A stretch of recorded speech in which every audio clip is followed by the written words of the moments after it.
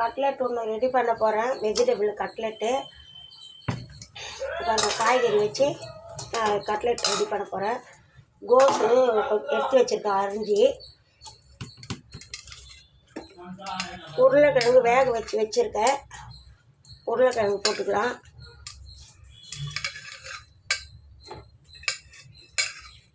உருளைக்கிழங்கு போட்டுக்கினேன் வேக வச்சுது. ஒரு 3 உருளைக்கிழங்கு எடுத்துருக்கேன். இதை கொஞ்சம் மசிச்சு விட்டுக்கலாம். கையில் மசித்தா தான் நல்லாயிருக்கும். கரண்டியெல்லாம் வச்சு மசித்தா சரியாக வராது. உருளைக்கிழங்கு மசிச்சுட்டேன். சிம்பிளாக பண்ண முடிச்சிடலாம். அவ்வளோதான். இப்போது வெங்காயம் வெட்டி வச்சுருக்கேன், பச்சை மிளகா வெட்டி வச்சுருக்கேன், கருவேப்பிலை வச்சுருக்கேன், கொத்தமல்லி வச்சுருக்கேன். இப்போ இது எல்லாத்தையும் ஒன்றா இதில் சேர்த்துருவோம்.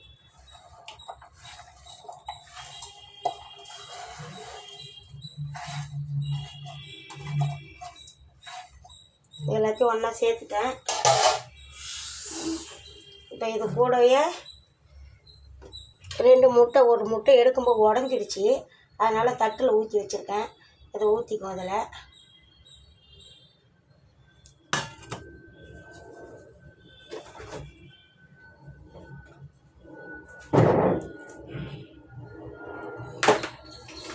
இன்னொரு முட்டை, 2 முட்டை உடச்சி ஊற்றிக்கிறேன். 2 முட்டை ஊற்றியாச்சு. இப்போ அது கூட கரம் மசாலா கொஞ்சம் போட்டுக்கிறேன். கரம் மசாலா கொஞ்சம் சேர்த்துக்கிறேன். அப்படியே அது கூட உடச்ச கடலை தூள் பண்ணி வச்சுருக்கிறேன், பொடி பண்ணி வச்சுருக்கிறேன். மிக்ஸி ஜாரில் போட்டு அதையும் போட்டுக்கிறேன். அதையும் போட்டுக்கிறேன். கொஞ்சம் சால்ட்டு போட்டுக்கிறேன், தேவையான அளவுக்கு சால்ட்டு.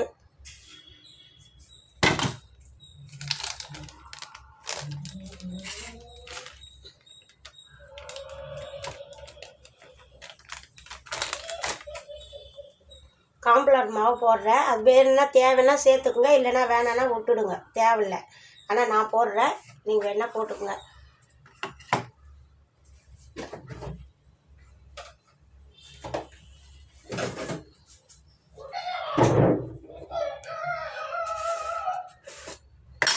இஞ்சி பூண்டு இது அரைச்சி வச்சது 1 ஸ்பூன் போட்டுக்கிறேன்.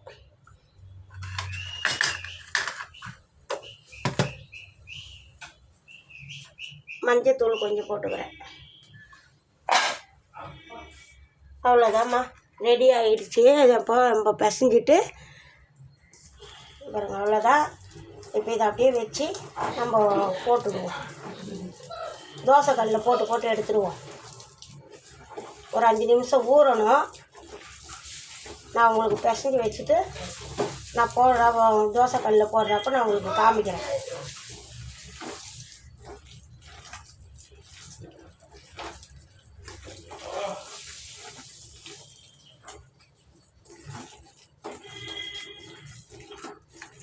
ரெண்டு முட்டை ஊற்றிருக்கிறேன், நல்லா பார்த்துக்குங்க. அவ்வளோதான். ஒரு 5 நிமிஷம் ஊறட்டும். ஊறின பிறகு கொஞ்சம் அப்புறமா நம்ம தோசை கல்லில் போட்டு எடுப்போம், உருண்டை பண்ணி. கட்லெட் பண்ணுறதுக்கு நான் இது பாருங்கள் உருண்டை பண்ணி வச்சுருக்கேன். இப்போ தோசை கல்லில் எண்ணெய் ஊற்றிக்கிறேன் தேவையான அளவுக்கு. அவ்வளோதான், எண்ணெய் ஊற்றிட்டேன். இப்போ அப்படியே நம்ம தட்டி போட வேண்டியதுதாம்மா.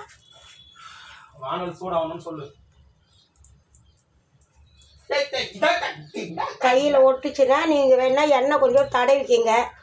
ஆனால் கொஞ்ச நேரம் ஊறுச்சுன்னா கையில் ஒட்டாது.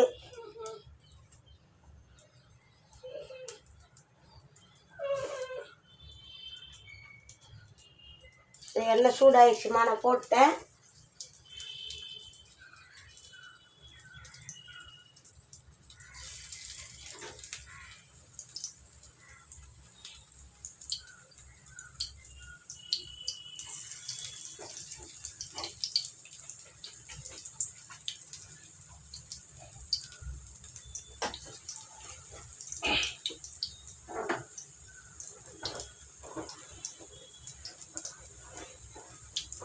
வீட்டில் உள்ள பொருளுங்களை வச்சு சிம்பிளாக முடிச்சிட்டேன் பாருங்கள். அவ்வளோதான், சட்டி போட்டாச்சு. நல்லா சாப்பிட்றதுக்கும் நல்லா டேஸ்ட்டாக இருக்கும்.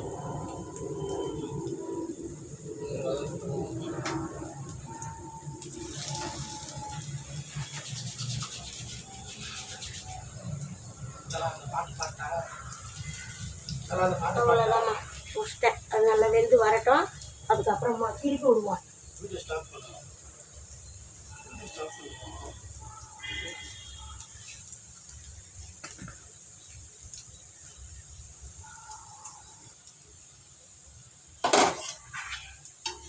கட்லெட் முடிஞ்சிடுச்சுமா. இந்த மாதிரி வெந்துடுச்சுமா. எடுக்க போகிறேன். பாருங்கள் எவ்வளோ நல்லா வந்துருக்குது பாருங்கள், கலர்ஃபுல்லாக.